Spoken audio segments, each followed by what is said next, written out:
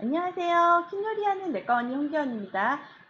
지금 이제 계절인 만큼 겨울로 이제 넘어가는 시기 중에 여러분들이 조금 궁금해하실 질환에 대한 정보를 가지고 오늘은 찾아왔습니다.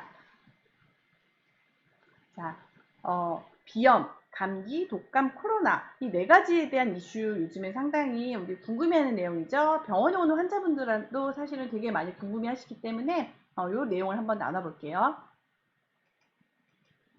일단 첫 번째로 비염은요, 코감기라고 보통 얘기를 하죠. 급성, 만성, 감염성, 비감염성. 나누기는 여러 가지로 나누지만 증상은 콧물, 코막힘, 흡이루, 코 뒤로 이제 콧물이 넘어가는 증상, 그리고 재채기, 가볍게 H 하는 그런 재채기들을 특징으로 하는 코 점막에 생기는 염증, 흔히 우리가 코감기라는 걸 말하죠. 그래서 비염 증상이 있을 때는 열이 나거나 목감기 증상 다른 게 많이 생기지는 않습니다.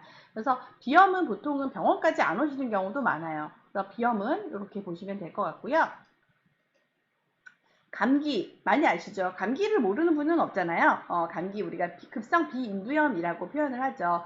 200개 이상의 서로 다른 종류의 바이러스를 포함한 여러 가지 병원체, 제일 많은 걸 이제 리노바이러스, 코로나 바이러스라고 하지만 우리가 알고 있는 그 코로나와 조금 다른 종류의 코로나죠. 기존에 있던 변이되지 않은. 그리고 아데노 바이러스에 의한 급성 상기도 감염을 우리가 흔히 감기, 급성 비인두염이라고 표현을 해요. 그래서 상기도라고 하는 거는 우리 이제 목에서부터 인후두부, 인후두부 목 있는 쪽 아래쪽까지인데 더 아래로 내려가는 기관지라든지 폐렴, 이제 기관지염 폐렴으로 넘어가면은 하기도 감염이라고 표현을 하죠. 조금 증상이 심해지고 항생제를 써야 되는 경우가 더 많은데 감기 같은 경우에는 바이러스로 인한 증상이기 때문에 항생제는 보통 쓰지 않고 우리가 대증 치료, 증상에 맞춘 치료를 하게 되죠. 독감은 독감 감기라고 아셨던 분도 있지만 요즘에는 사실 그렇게 아시는 분이 좀 더 많이 줄어든 것 같아요. 좀 다르다라고 알고 계시는데 어떻게 다르냐 하면은 감기는 되게 여러 가지 종류의 바이러스지만 그렇게 중증으로 가지 않는 바이러스 질환에 의한 그런 증상들인데 독감은 인플루엔자라는 단독 바이러스에 의해서 발생을 하고요. 호흡기 증상보다는 발열이나 두통, 근육통 등의 전신 증상이 더 뚜렷합니다. 그래서 실제 병원에 오시는 분들은 호흡기 증상보다는 열나고 몸이 몸살이 있어서 병원에 왔어요 라고 하지만 계절상 독감철이다 라고 하면은 이제 독감에 대한 검사를 진행을 합니다. 그래서 독감은 단일 바이러스에 의해서 발생을 하기 때문에 백신이 있고 감기는 단일 바이러스가 아니기 때문에 백신이 따로 없습니다. 코로나19가 이제 우리 워낙은 비염, 감기, 독감 세 가지만 비교를 많이 했어요, 겨울철에. 근데 이제 코로나19, 코비드 19이 등장을 했죠. 좀 많이 오래 가고 있네요. 코로나 이제 보면요. 코비드 19은 코로나 바이러스 디지즈, 그다음에 2019 이렇게 붙어가지고 코비드 19이라고 표현을 하는데요. 현재는 이제 알려지기로는 사스코브2 바이러스 감염에 의한 호흡기 증후군이라고 명명이 되어 있습니다. 그래서 바이러스의 종류가 다른 거죠. 감기, 독감, 코로나 다 바이러스에 의한 질환이지만 어떤 바이러스에 의해 생기는지에 따라서 중증도가 많이 달라지기 때문에 그렇게 차이가 있다라고 보시면 될 것 같고요. 우리가 알아두셔야 되는 건 사실 이런 내용일 것 같아요. 우리가 일반적인 감기가 아닐 때 빨리 병원에 언제 가야 되는지 일단은 열흘 정도 지나도 증상이 호전되지 않거나 오히려 악화되시는 경우는 빨리 병원에 오셔야 됩니다. 간혹 가다가 한 2, 3주 전부터 증상이 있었는데 병원에 안 가시고 근처에서 뭐 약 같은 거 드시면서 이렇게 버티셨다 하는 분들이 있거든요. 근데 이런 분들 오면은 사실은 좀 마음이 덜컹해요. 혹시라도 폐렴으로 진행되시진 않으셨을까 걱정이 돼서 엑스레이를 먼저 찍고 청진을 하는데 시간이 오래 지나도 증상이 계속된다라는 거는 분명히 문제가 있기 때문에 병원에 내원을 하셔서 상담 받으시는 게 필요하시고요.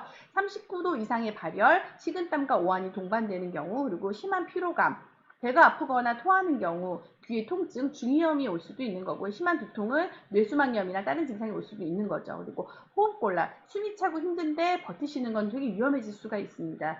지속적인 기침, 보통 이제 3, 4주 이상 지속되는 기침은 더 위험해지죠. 열흘도 사실 위험할 수가 있고요. 그래서 다른 질환이 동반되어 있지 않은지 검사를 해보셔야 되기 때문에 일단은 병원에 오셔서 진료 받으시고 상담 받으실 필요가 있는 상황들이 이런 상황들이 있습니다.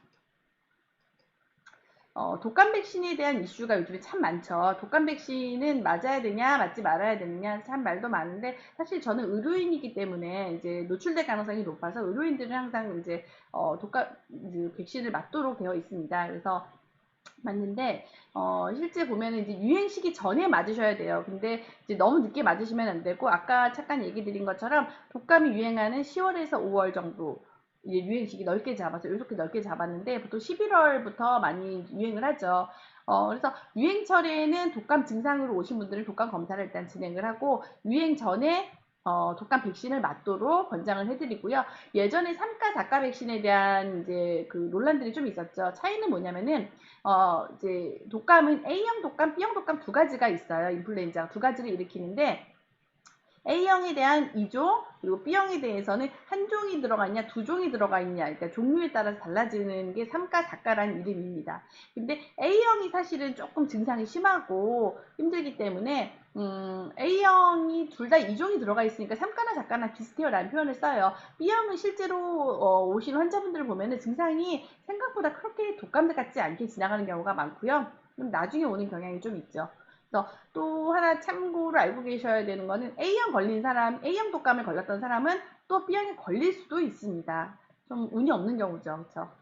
백신 주사는 접종 후 2주 이내에 항체가 생성된다라고 되어 있기 때문에 어쨌든 2주, 그러니까 이미 유행철에 들어서 맞으시면은 조금 위험할 수가 있고요. 그리고 6개월이 지나면 항체가 급격하게 감소해서 1년 이내에 사라지기 때문에 매년 독감 백신을 맞으라고 얘기를 합니다. 지금 현재 코로나 백신에 대해서도 말이 많은 게 항체 유지 기간이 뭐 3개월이다, 4개월이다 이런 얘기들이 있잖아요. 유지 기간이 짧으면은 좀 다시 맞아야 되기 때문에 그런 이슈들이 있습니다. 인플루엔자에 걸리기 쉽거나 감염되었을 경우 심한 합병증이 유도될 가능성이 있는 중증 질환자 아니면 이제 어린아이들이나 나이가 많거나 그리고 임산부들 이런 분들한테는 예방주사 접종이 권장이 되죠. 자, 이거는 좀 알려드리면 좋을 내용을 좀 정리를 해봤습니다. 단순 감기, 독감, 코로나에 대한 건 차이인데요. 일단은 위치가 단순 감기나 독감은 주로 상하부라고는 하지만 상부 쪽에 좀 있고요. 코로나 폐렴으로 빨리 진행된다라고 되어 있기 때문에 하기도라고 표현을 하고 주요 증상이 사실 다 비슷비슷한데 단순 감기는 콧물, 인후염 같은 상기도 증상이 좀 더 많죠. 독감은 두통, 근육통 같은 증상들, 고열, 그리고 코로나19 같은 경우 현재 알려지기로는 발열, 마른 기침, 근육통, 피로, 사실은 뚜렷하지 않은 증상들이 좀 있어요. 잠복기는 코로나 현재까지는 평균 4에서 7일로 알려져 있고요. 회복 소요 기간도 국내 기준으로 코로나 같은 경우에 한 13에서 18일, 회복이 빠르신 분들은 돼 있고, 감기나 독감은 차이는 있지만 한 일주일 안팎으로 보죠.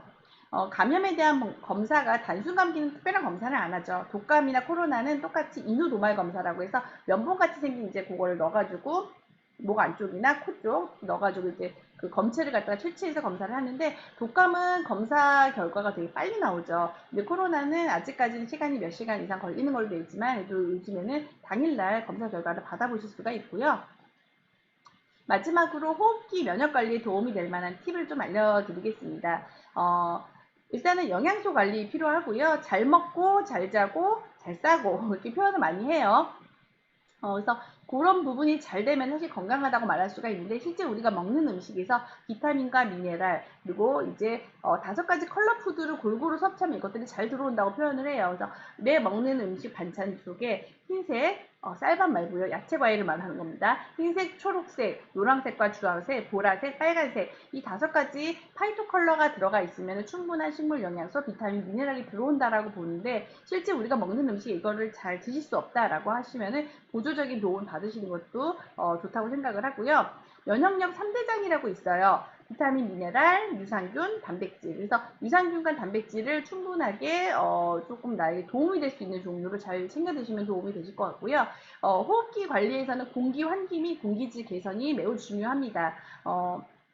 저 같은 경우에는 비염 천식이 다 있었던 상황이었기 때문에 되게 공기에 대해서 관심이 많았는데요. 정말 나는 그냥 신경 쓴다고 생각을 했지만 그냥 남들이 권해주는 일반적인 공기청정기, 뭐 일반적으로 카페트 없애는 거 이런 정도로는 생각보다 빨리 좋아지지 않을 수가 있어요. 내가 그런 쪽에 조금 더 촉각을 세우시고 상담 받으시면 좋을 것 같고요. 습도 조절도 되게 중요합니다. 너무 건조하지 않도록. 그리고 충분히 수분을 마시는 것도 중요하고요. 흡연이신 분들은 금연이 매우 중요해요. 실제 병원에 오시는 분들도 담배를 피시면서 호흡기 증상을 낫기를 원하시는 분들이 있는데 상당히 많이 어렵습니다. 그래서 그런 부분 신경 써주시면 좋을 것 같아요.